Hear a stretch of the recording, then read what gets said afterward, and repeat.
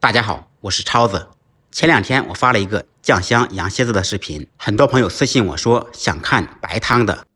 今天超子就满足大家，给大家分享一道清汤羊蝎子，汤白肉香，吃完羊肉再喝汤。我们这儿的羊蝎子25块钱一斤，一根大概需要200块钱左右。首先将买回来的羊蝎子在水中浸泡2-3个小时左右，把血水泡出。泡好以后，把血水倒掉，再用清水清洗几遍，彻底洗净。新鲜的羊蝎子要想喝汤，我们就不焯水了，直接炖，这样做出来汤浓肉香。前提是一定要把血水泡出，彻底洗净。处理好的羊蝎子，冷水下锅，放入锅中。炖羊肉最好别用铁锅，用不锈钢或者砂锅来炖。用铁锅炖，汤颜色会发黑。利用烧开锅的时间，我们准备一下小料。炖羊肉必备小茴香、花椒、白芷、白蔻，再来几片生姜。把所有的小料放入水中清洗浸泡，一是可以去除灰尘和杂质，二是这样香味更容易挥发出来。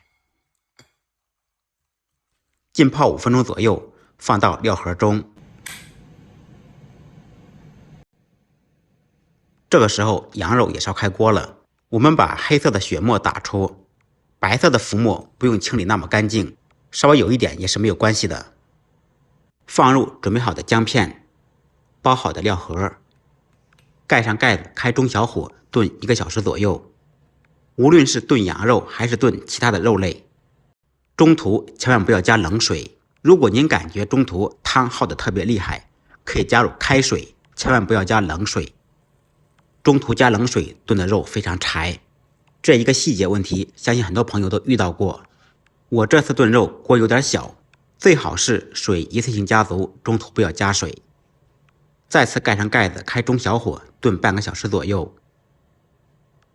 准备一根可爱的白萝卜，去头去尾，从中间切开，切成大一点的滚刀块。不喜欢吃白萝卜的，也可以用胡萝卜代替。放萝卜可以有效的去除羊肉的膻味。再准备少许葱花、香菜，等会儿喝羊汤用。1个半小时以后，羊汤渐渐变浓，羊肉差不多也成熟了。这个时候我们放入切好的白萝卜，